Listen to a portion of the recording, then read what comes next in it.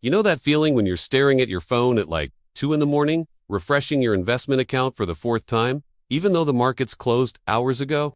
You're sitting there, doing the mental math, tracing the lines of your compound interest spreadsheet, and thinking, man, if I can just cross that seven-figure line, if I can just hit $1 million, everything changes.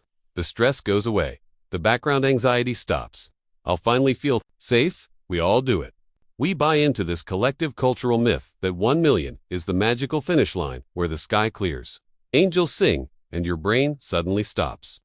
Worrying about the price of groceries or whether your car is about to make that weird clicking sound again? Honestly, my name is Bob, and I spend way too much time thinking about money, financial psychology, and why some people seem to effortlessly build wealth while others stay stuck in the same financial patterns for decades. And the truth about that seven-figure milestone is, well, it's completely weird. It is not what you think it is. When that comma finally moves and you see 6 zeros staring back at you, something shifts, but it's not a financial shift. At least, not in the way you've been imagining. It's a psychological earthquake. The math changes. Sure, and we're going to look at the actual mind-bending math of what $1 million does on autopilot. But the real surprise is what happens inside your head. You realize that hitting $1 million doesn't cure money anxiety. In a lot of strange ways, it actually amplifies it. But if you know what's coming, if you understand the invisible rules of the seven-figure club before you get there, it can become the ultimate tool for absolute freedom.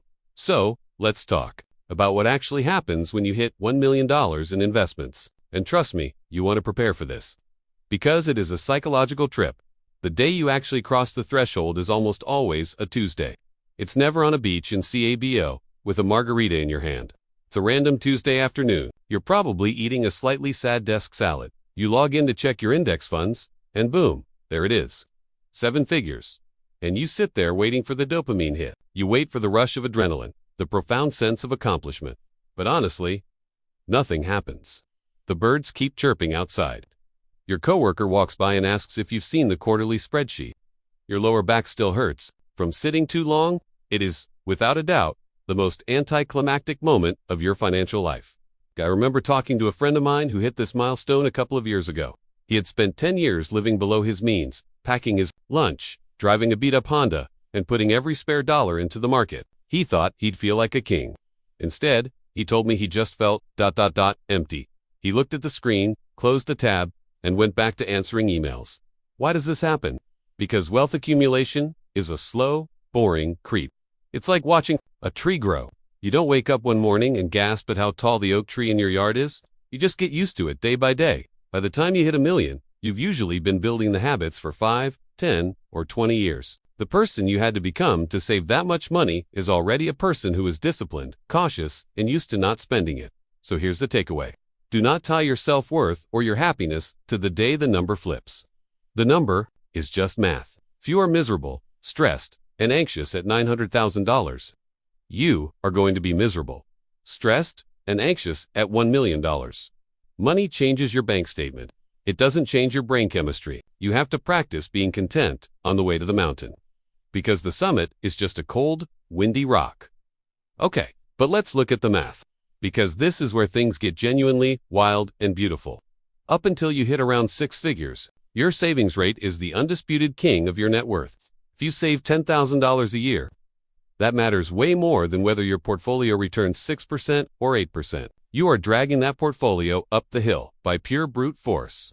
Through sweat, overtime, and skipped vacations, but around the $1 million mark, the roles completely reversed. Your portfolio stops being a baby you have to nurse, and it becomes a massive tireless employee that works 24/7 without taking a lunch break. Let's do some quick, basic napkin math. Say you have $1 million invested primarily in broad market index funds. In an average, boring year, where the stock market returns a historic 8%, your portfolio creates $80,000 of new wealth. Think about that. Think about how hard you have to work to earn $80,000 in gross salary. The commuting, the meetings, the bad coffee, the performance reviews, the dealing with clients who don't know what they want.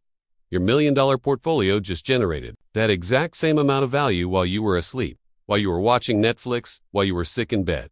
Basically, your money begins to outturn your expenses. If your lifestyle costs you $60,000 a year and your portfolio is compounding by $80,000 or $90,000 a year, You have officially crossed the threshold where wealth creates itself faster than you can consume it. This is the moment your money stops being a score counter and starts being a shield. You realize you no longer need to work to survive. You work because you choose to. So what's the actionable advice here? When you hit this stage, you need to transition your mind from accumulation mode to preservation and optimization mode. You don't need to take crazy risks anymore. You don't need to chase volatile meme stocks or sketchy crypto trends to get rich. You're already there. Your only job now is to let the machine run and get out of its way. But here is the dark side of that massive momentum. And this is the thing nobody warns you about when you're reading early retirement blogs. When you have $50,000 invested, a bad week in the market is annoying. The market drops 10%, you lose $5,000.